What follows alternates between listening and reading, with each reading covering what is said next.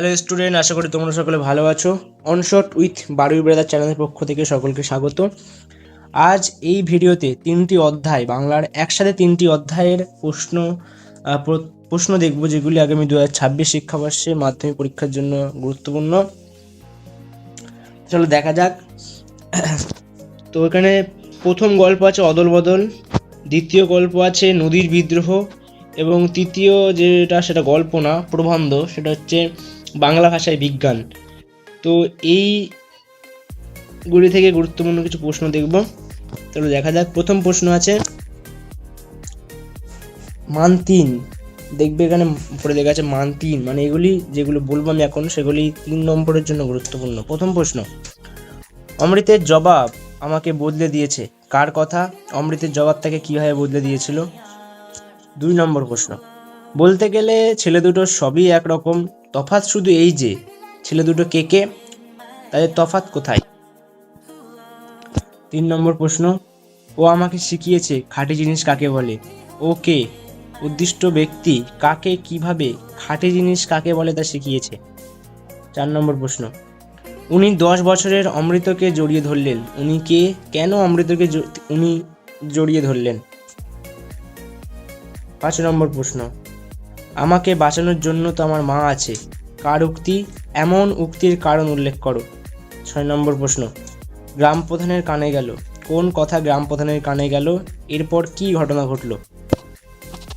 তো এগুলি যেগুলি 6টা প্রশ্ন পড়লাম, এগুলি ছিল 3 নম্বরের জন্য গুরুত্বপূর্ণ। এবং এবারে দেখব মান 5-এর জন্য অদল বদল গল্প থেকেই। প্রথম প্রশ্ন, পান্নালাল প্যাটেলের লেখা অদল বদল গল্প অবলম্বনে ঈশাবের চরিত্রটি বিশ্লেষণ করো। দ্বিতীয় প্রশ্ন, ঈশাব ও অমৃতের ভালোবাসার গল্পটি নিজের ভাষায় লেখো। 3 নম্বর প্রশ্ন, ঈশাব ও অমৃত নতুন জামা পরে বাড়ি থেকে বেরিয়েছিল, তারপর কি কি ঘটেছিল তা গুছিয়ে লেখো।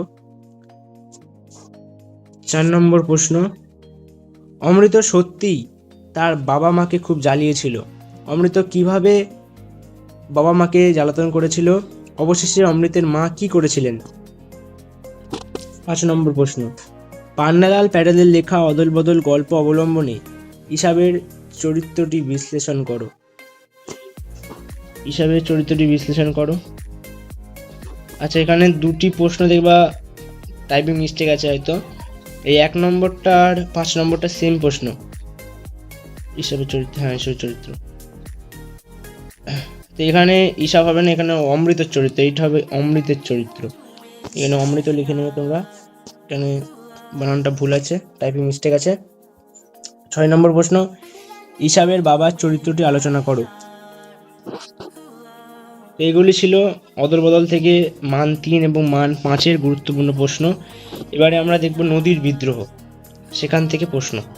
মান 3-এর জন্য প্রথম প্রশ্ন আছে, আজ তার মনে হইল কি প্রয়োজন ছিল ব্রিজের। এখানে হবে কার মনে হইল, অনেক টাইপিং মিস্টেক আছে। এখানে কারণ লেখা আছে, এটা কার হবে। কার মনে হয়েছিল, কেন এমন মনে হয়েছিল, এখানেও টাইপিংটা মিস্টেক আছে, এখানে কেন হবে, কেন এমন মনে হয়েছিল। দ্বিতীয় প্রশ্ন, নদীর বিদ্রোহের কারণ সে বুঝতে পারিয়াছে, কে বুঝতে পেরেছে নদীর বিদ্রোহ বলতে সে কি বোঝাতে চেয়েছে। 3 নম্বর প্রশ্ন, নিজের এই পাগলামিতে যেন আনন্দ উপভোগ করে, কার কথা বলা হয়েছে, তার পাগলামিটা কি। 4 নম্বর প্রশ্ন, নদীর সঙ্গে খেলা করার লোকটা সে সামলাতে পারিল না, কার কথা বোঝানো হয়েছে, সে কোন খেলার লোভ সামলাতে পারেনি। তো এই 4টে ছিল 3 নম্বরের জন্য গুরুত্বপূর্ণ। এবার আসছে নদীর বিদ্রোহ থেকে 5 নম্বরের জন্য গুরুত্বপূর্ণ প্রশ্ন। প্রথম প্রশ্ন, নিজের এই পাগলামিতে যেন আনন্দ উপভোগ করে, কার পাগলামির কথা বলা হয়েছে, গল্প অনুসরণের উদ্দিষ্ট ব্যক্তির পাগলামিটির পরিচয় দাও। 2 নম্বর প্রশ্ন, বড় ভয় করিতে লাগিল নদের চাঁদের, নদের চাঁদের ভয়ের স্বরূপ আলোচনা করো। 3 নম্বর প্রশ্ন, নদীর বিদ্রোহের কারণ সে বুঝিতে পারিয়াছে, নদীর বিদ্রোহের কারণ কি ছিল, সে কিভাবে তা বুঝতে পেরেছিল। 4 নম্বর প্রশ্ন, নদীর বিদ্রোহ গল্প অবলম্বনে নদীর প্রতি নদের চাঁদের অকৃত্রিম ভালোবাসার পরিচয় দাও।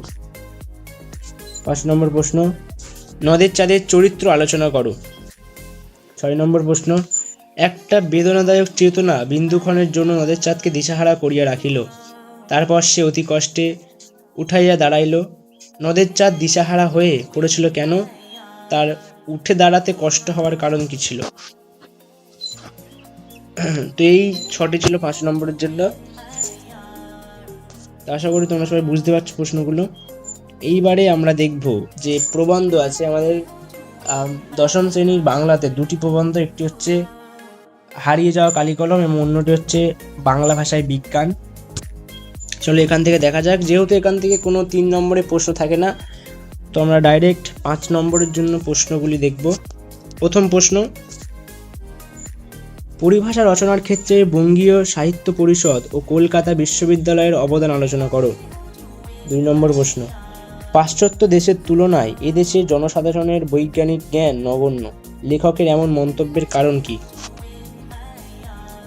3 নম্বর প্রশ্ন, বাংলা ভাষায় বিজ্ঞান শীর্ষক প্রবন্ধটিতে পরিভাষা রচনা প্রসঙ্গে লেখক যে বক্তব্য প্রকাশ করেছেন তা আলোচনা করো। 4 নম্বর প্রশ্ন, বৈজ্ঞানিক সন্দর্ভ কি? বাংলা ভাষায় বৈজ্ঞানিক সন্দর্ভ লেখার জন্য কেমন রচনা পদ্ধতি প্রয়োজন বলে লেখক মনে করেন? 5 নম্বর প্রশ্ন, এই দোষ থেকে মুক্ত না হলে বাংলা বৈজ্ঞানিক সাহিত্য সুপ্রতিষ্ঠিত হবে না। কোন দোষের কথা বলা হয়েছে? কিভাবে এই দোষ থেকে মুক্তি পাওয়া যাবে? 6 নম্বর প্রশ্ন, বাংলা ভাষায় বিজ্ঞান চর্চার বাধা ও দোষ দূর করতে লেখক কি কি পরামর্শ দিয়েছেন ও বক্তব্য রেখেছেন? তো এইগুলি ছিল বাংলা ভাষায় বিজ্ঞান থেকে গুরুত্বপূর্ণ প্রশ্ন। তো আশা করি তোমরা সকলে প্রশ্নগুলি বুঝতে পেরেছো।